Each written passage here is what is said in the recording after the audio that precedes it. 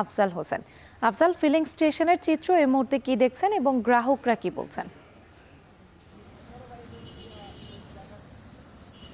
রাত্রি সকাল থেকে আমি শাহবাগ, আসাদ গেট এবং তেজগাঁও এলাকার বিভিন্ন পেট্রোল স্টেশনগুলোতে ঘুরেছি এবং সবখানে দেখেছি ক্রেতাদের উপচে পড়া ভিড়। এবং আসাদ গেটের একটি পেট্রোল স্টেশন তো ইতিমধ্যে বন্ধ রাখা হয়েছে। তারা বলছেন যে ডিপো থেকে তাদের যে গাড়িগুলো আসে সেগুলো সময় মতো আসছে না এবং এর ফলে তারা গ্রাহকদেরও তেল দিতে পারছে না। আর তেল না পেয়ে যে ক্ষোভ বিভিন্ন সময় দেখেছি।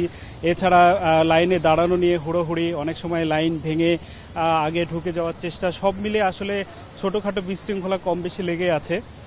সব মিলিয়ে একটা ফ্রাস্ট্রেশন কাজ করছে। আমরা ক্রেতাদের সাথে কথা বলেছি, তারা বলছেন যে যেহেতু মধ্যপ্রাচ্যে যুদ্ধ পরিস্থিতি চলছে, স্বাভাবিকভাবে তাদের মধ্যে একটা ফ্রাস্ট্রেশন কাজ করছে যে এই পরিস্থিতি দীর্ঘমেয়াদী যদি চলতে থাকে তাহলে বর্তমানে যে সাপ্লাই কোনোরকম পাওয়া যাচ্ছে সেটাও হয়তো বন্ধ হয়ে যেতে পারে। এবং এর আগাম প্রস্তুতি হিসেবে অনেকেই যার যা প্রয়োজন তার চেয়ে বেশি কিনে রাখছেন। যদিও সরকারের পক্ষ থেকে বারবার নিশ্চয়তা দেওয়া হচ্ছে যে জ্বালানির সংকট হবে না, সরবরাহ ঠিক আছে, যেন প্রয়োজনের বেশি না নেওয়া হয়।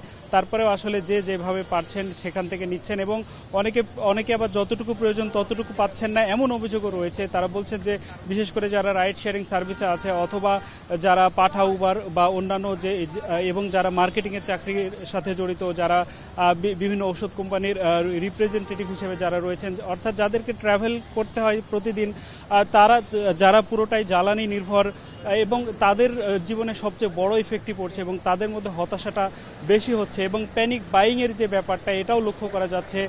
যেমনটি একটু আগে বলছিলাম যে যাদের যতটুকু প্রয়োজন নেই তারাও ততটুকু কিনছেন।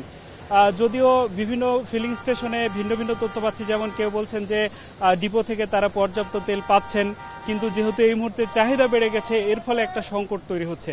আবার অনেকে বলছেন যে ডিপোতে তারা তিন লরি যদি চেষ্টা করছেন তো এক লরি পাচ্ছেন এবং সেগুলো যতক্ষণ না পাম্পে আসছে ততক্ষণ পর্যন্ত তাদের যেই সমস্যাটা সেটা মিটছে না। সব মিলিয়ে আসলে এখন পর্যন্ত এই যুদ্ধ শুরু হওয়ার পর থেকে এখন পর্যন্ত যে সংকটটা শুরু হয়েছিল প্রতিটি ফিলিং স্টেশনে, সেই সংকটটা এখনো অব্যাহত রয়েছে এবং কবে নাগাদ এই পরিস্থিতি স্বাভাবিক হয় আসলে কেউ স্পষ্ট করে বলতে পারছেন না।